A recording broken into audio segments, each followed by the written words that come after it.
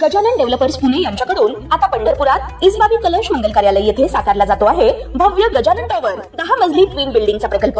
मजबूत RCC frame रचना, पायांसाठी वायू प्रतिबंधक उपाययोजना, आयएस मानकानुसार भूकंप प्रतिरोधक आरसीसी रचना असलेल्या गजानन टॉवर मध्ये उपलब्ध आहेत अत्याधुनिक सुविधांनी युक्त 1022 स्क्वेअर फुटाचे 2 बीएचके फ्लॅट्स, सुशोभित प्रवेश कक्ष, सामायिक क्षेत्रासाठी अत्याधुनिक सुरक्षा यंत्रणा, लिफ्ट आणि सामायिक क्षेत्रांसाठी वीज बॅकअपची सुविधा, स्वतंत्र अग्निशमन यंत्रणा, 2 मजली पुरेशी पार्किंग व्यवस्था, प्रत्येक कार पार्किंगच्या ठिकाणी स्वतंत्र ईव्ही चार्जिंगची सोय, सोलर वॉटर यंत्रणा, प्रत्येक सदनिकेसाठी इन्व्हर्टरची सोय।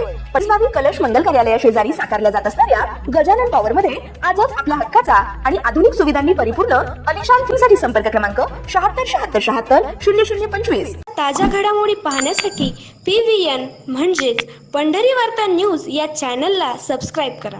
विधान परिषदेच्या उपसभापतीच्या निवडणुकीत एकनाथ शिंदे यांनी पुन्हा एकदा धक्का तंत्र वापरले आहे।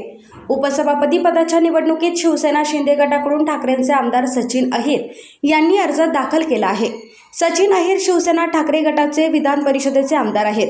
विधान परिषदेतील उपसभापती पदासाठी सचिन अहिर अर्ज भरताना मुख्यमंत्री देवेंद्र फडणवीस, उपमुख्यमंत्री एकनाथ शिंदे यांच्यासह माजी उपसभापती नीलम गोरे, मंत्री चंद्रकांत पाटील देखील उपस्थित होते। विधान परिषदेच्या उपसभापती पदाची निवडणूक पाहता शिंदे शिवसेनेकडून त्यांना उपसभापती पदाची संधी देण्यात येईल असं आश्वासन देण्यात आलं। त्यानंतर तातडीने शिंदे शिवसेनेत प्रवेश करण्याचा निर्णय सचिन अहिर यांनी घेतल्याची माहिती आहे।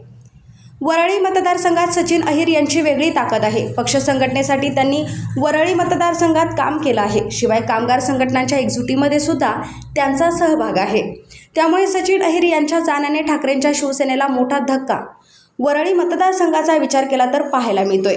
8 दिवसात शिवसेना मुख्य नेते एकनाथ शिंदे यांनी उद्धव ठाकरे यांना पुन्हा मोठा राजकीय धक्का दिला आहे।